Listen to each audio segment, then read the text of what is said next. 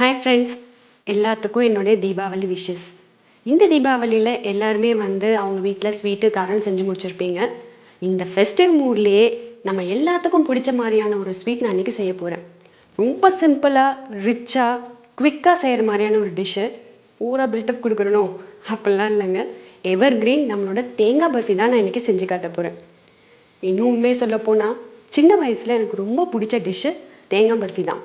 வீட்டில் யாரும் இல்லை, சமையல் கட் ஃப்ரீயாக இருக்குன்னா குடுன்னு ஓடி போய் செய்கிற ஃபஸ்ட்டு டிஷ்ஷு இந்த தேங்காய் பர்ஃபி தான். அப்படி ஒரு ரெசிபி தான் இன்றைக்கி உங்களுக்கு செஞ்சு காட்ட போகிறேன். தேங்காய் பர்ஃபின்னு நான் சொன்னேன்ல, தேங்காய் பர்ஃபிலே நிறைய வேரியேஷன்ஸ் இருக்குது.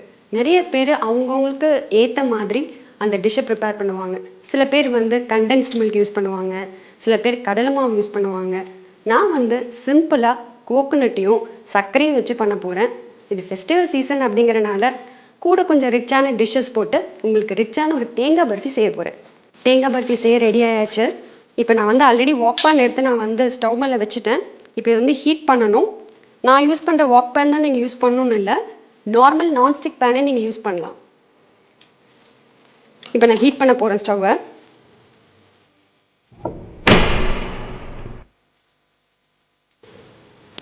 இப்போ பேன் சூடாகிட்டு இருக்கட்டும்.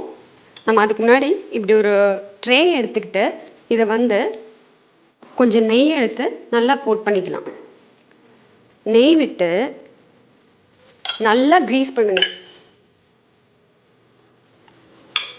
சைடில் எல்லா இடத்துலையும் நல்லா க்ரீஸ் பண்ணுங்க. இந்த ட்ரே எதுக்கு அப்படின்னா, நம்ம செய்கிறோம் இல்லையா அந்த தேங்காய் பர்ஃபி, அதை இதில் கொட்டி நமக்கு தேவையான ஷேப்பில் இந்த பவுலில் தான் வச்சு கட் பண்ண போகிறோம்.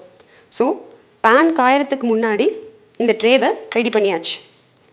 ஸோ ரெடி பண்ண ட்ரே இப்படி வச்சுட்டு நம்ம பேனுக்கு பார்ப்போம் ஹீட் ஆயிடுச்சான்னு. பேன் நல்லா ஹீட் ஆயிடுச்சு. இப்போ பால் காய்ச்சறதுக்கு தண்ணி ஊற்றிடுங்க.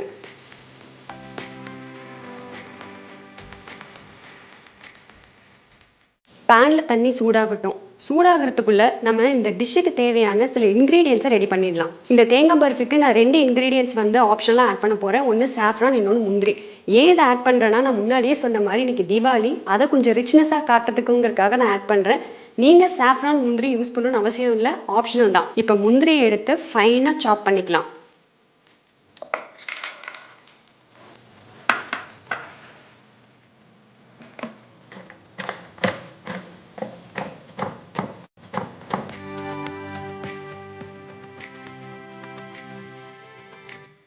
நெக்ஸ்ட்டு ஃப்ளேவருக்காக ஒரு 20 ஏலக்காவை நல்லா பொடி பண்ணி வச்சுக்கலாம்.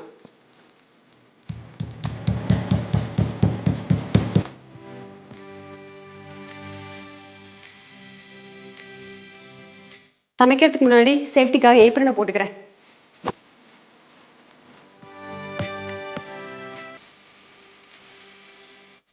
இப்போ 250 கிராம் சர்க்கரை எடுத்திருக்கேன். இதை கொதிக்கிற தண்ணியில் போட்டு பாகு காய்ச்சலாம்.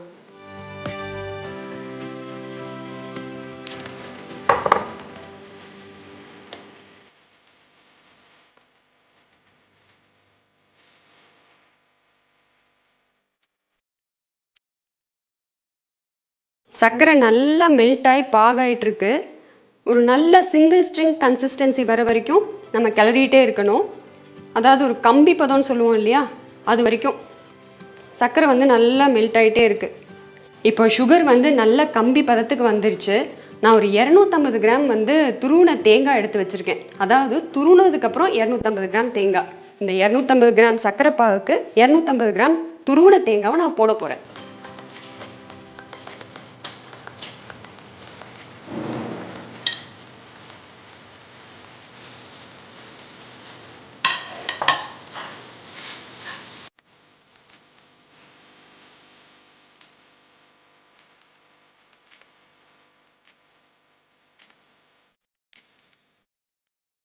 தேங்காயும் சர்க்கரை பாகும் அப்படியே நல்லா மிக்ஸ் ஆகும். அதாவது நல்லா அப்படியே கொயாகுலேட் ஆகும்.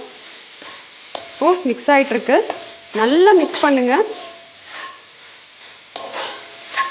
சர்க்கரை பாகில் அப்படியே அந்த தேங்காய் மிக்ஸ் ஆகும்போது அப்படியே உங்களுக்கு அந்த திக் கன்சிஸ்டன்சி கிடைக்கும். நல்லா அப்படியே கிளறிட்டே இருங்க. ஸோ இது நல்லா திக்காக வரணும். இந்த கன்சிஸ்டன்சி பார்த்தாலே நமக்கு தெரியும். இப்போ தேங்காயும் சர்க்கரையும் நல்லா மிக்ஸ் ஆகி திக்காக இருக்குது. நல்ல திக் கன்சிஸ்டன்சியில் வரும்போது நம்ம ஆல்ரெடி பொடிச்சு வச்சுருந்தோம் இல்லையா ஏலக்காய், அதை வந்து ஆட் பண்ணலாம்.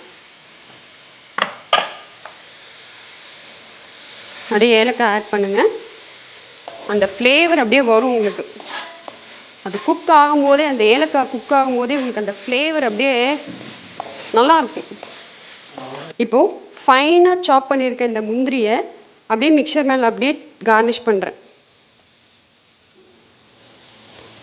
அப்படியே போடுங்க. அந்த க்ரன்ச்சி டேஸ்ட்டுக்கு தான் நம்ம வந்து முந்திரி ஆட் பண்ணுறோம். முந்திரி ஆட் பண்ணிவிட்டு நல்லா மிக்ஸ் பண்ணுங்கள். இந்த ஸ்டேஜில் நான் நெய்யை லாவிஷாக விடுறேன்.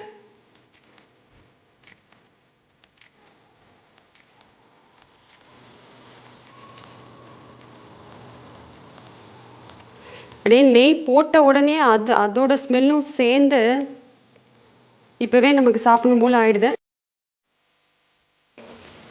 இப்போ நெய் போட்டதுக்கப்புறம் நல்லா மிக்ஸ் பண்ணுங்க. இப்போ வந்து தேங்காய், சர்க்கரை, ஏலக்காய், முந்திரி இதெல்லாம் நல்லா வந்து ஆட் ஆகி திக்காக வந்துக்கிட்டு இருக்கு. கோகோனட்டுக்குனே அந்த வாசம் அதுவே வந்து ஒரு தனி டேஸ்ட்டு தான். அதான் இந்த டிஷ் வந்து எல்லாத்துக்குமே பிடிக்குது. இப்போது சாஃப்ரானை ஆட் பண்ணிக்கலாம்.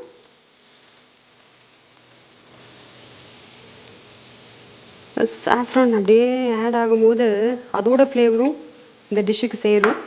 இப்போ நல்லா வந்து மிக்ஸ் பண்ணுங்க. இப்போ ரெடி ஆகிடுச்சு.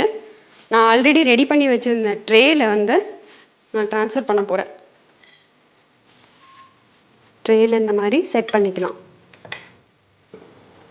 இப்போது ட்ரேயில் போட்டோன்னு ஒரு 20 மினிட்ஸ் நல்லா வந்து ரூம் டெம்பரேச்சருக்கு ஆகணும். அப்படி நல்லா ஆறுனதுக்கப்புறம் நமக்கு வேணுங்கிற ஷேப்பில் டைமண்ட் இல்லைன்னா ஸ்கொயர் எந்த ஷேப்லனாலும் கட் பண்ணி எடுத்துக்கலாம். இது வந்து கிட்டத்தட்ட பார்த்திங்கன்னா நல்ல ஒரு ஏர்டைட் கண்டெய்னரில் போட்டு வச்சிங்கன்னா 1 மாதம் வரைக்கும் நல்லா யூஸ் பண்ணலாம்.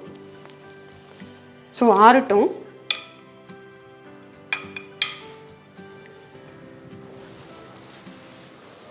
தேங்காய் பர்ஃபி ரெடி ஆயிடுச்சு. நான் முன்னாடியே சொன்ன மாதிரி அந்த தேங்காய், சர்க்கரை, அப்புறம் க்ரன்ச்சியான முந்திரி, அது கூட ஃப்ளேவருக்கு ஆட் பண்ண சாஃப்ரான், ஏலக்காய் இதெல்லாம் சேர்ந்து டெலிஷியஸாக ஒரு ஃபென்டாஸ்டிக்கான தேங்காய் பர்ஃபி இப்போ கிடச்சிருக்கு. இந்த பாரம்பரியமான ஸ்வீட்டு இந்த தீபாவளிக்கு உங்களுக்காக நான் ப்ரெசென்ட் பண்ணுறேன்.